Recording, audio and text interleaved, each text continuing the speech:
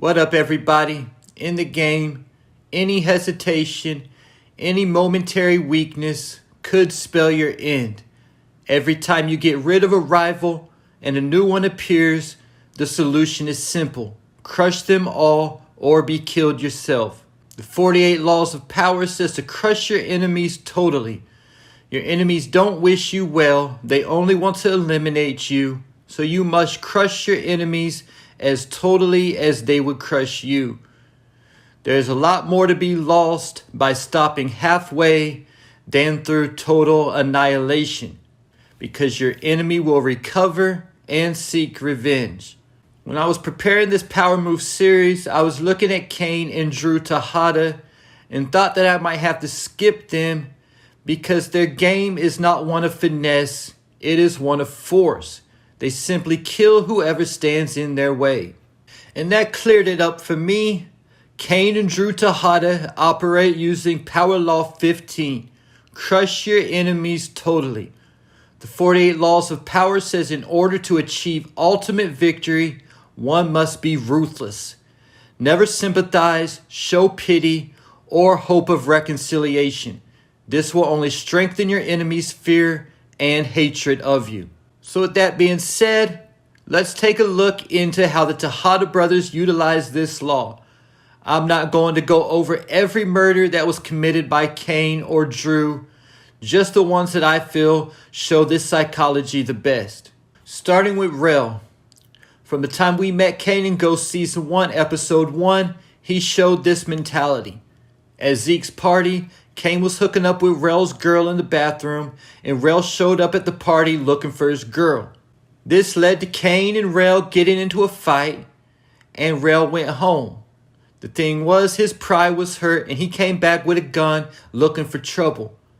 But Monet was already a step ahead of Rel, and had Kane waiting for Rel, and also had Detective Ramirez pull up so they didn't have to kill him at the party. So it seemed like the beef between Rel and Kane was over. But one should never ignore an enemy thinking that he is weak. He becomes dangerous in due course like a spark of fire in a haystack. So Kane showed up at Rel's job and cut his water off. This shows from the very jump the psychology of Kane Tejada and the Tejadas in general, to crush their enemies totally. This gets me to Detective Ramirez. With Lorenzo being inside, Kane and his family's police protection, Detective Ramirez kept bumping heads, and the two never really cared for each other. But when Tariq St. Patrick came into the picture, at least the two had a common enemy. The two agreed to dead Tariq. But after Monet put Kane out and Dru got shot, Monet needed Detective Ramirez more than ever. So Kane had to make a quick decision. So at this minute, he went off of his instinct.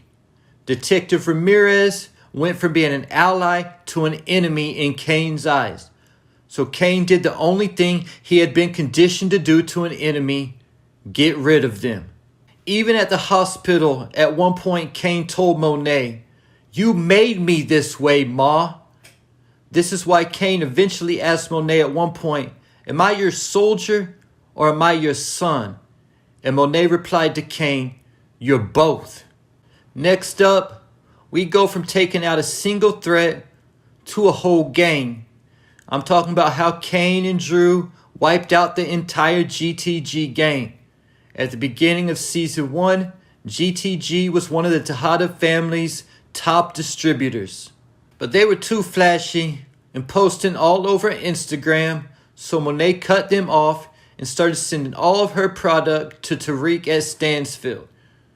So after a failed attempt to kill Tariq when GTG member Bars was killed, it started a beef between GTG and the Tejadas. Dru eventually told Kane he could make this right by wiping out the entire GTG gang. Again, not only showing Kane's mindset, but that Dru was also raised to have the same mindset. But Kane didn't wipe out the whole GTG gang like he said he would do, because he was on the outs with Monet and needed a crew. So after killing a couple GTG soldiers, Kane flipped from his instinctive tendencies to kill the whole gang, but decided to move strategically and implemented power law 2. Never put too much trust in friends. Learn how to use enemies. And either though neither Dru or Zeke liked it, Cain kept Little Guap under his thumb until the right time, even implementing Power Law 35, master the art of timing. It wasn't that Cain didn't plan on wiping GTG out before they got strong enough again to seek revenge, but he had another way to crush them. But this is when Cain's plan to learn how to use enemies worked to the T. When they robbed Mecca of his product, he used GTG to do it.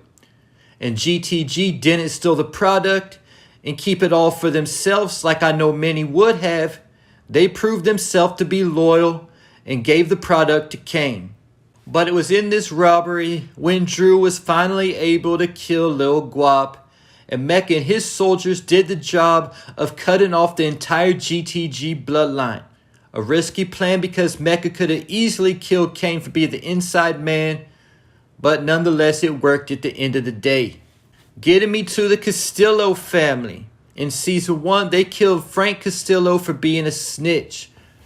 This wasn't heard of too much more until season 3, when we met his 4 sons. The Tejadas and the Castillos were finally back in business together. But Monet ended up setting Gordo up to kill Lorenzo, then set Gordo up to get killed by Dru. Dru acted like he didn't know what happened to Gordo when questioned by Evelyn and the Castillo brothers, but then got caught drunk, crying, and making a scene on a viral video. So the Castillos saw it and knew Dru had something to do with Gordo's disappearance.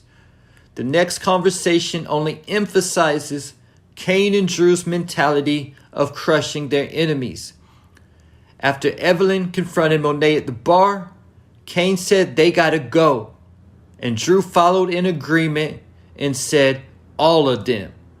The 48 Laws of Power says that in situations like this, reconciliation is out of the question. Only one side can win, and it must win totally. A feared enemy must be crushed completely, exterminated, crushed, and denied the chance to come back and haunt us. And we know that Dru and Cain killed the remaining members of the Castillo family with gas, not even letting the mother, Evelyn, live to have a chance to come back and find a way to seek revenge. Like I said at the beginning of this video, to have ultimate victory, you must be ruthless.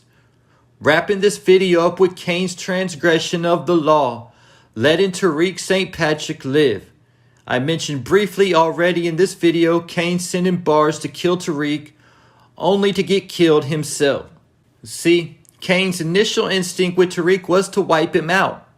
Not because he was an enemy, but because Cain saw him as a threat. So by trying to have Tariq killed, he created an enemy, but he never finished the job with Tariq. Even after shooting Jabari Reynolds, Tariq convinced Cain to let him live. Cain later tried crushing Tariq in another way by trying to set him up to go down for double murder by planting Ramirez's badge in Tariq's dorm room. But this plan didn't end up working either. So Cain made peace with Tariq until the end of season 3, when he was finally about to kill him before Braden showed up to the rescue. So all this time Cain had his chance to kill his enemy Tariq, while Reek was not on the offense because he feared Monet. But now that's over with the two sides at war. So when Cain ends up getting killed, whenever it happens, it has to be by the hands of Tariq to show the consequences of Cain not following through and killing Tariq when he had the chance. And there you have it, how Cain and Dru Tejada crushed their enemies totally. Leave your thoughts, theories, and predictions in the comments.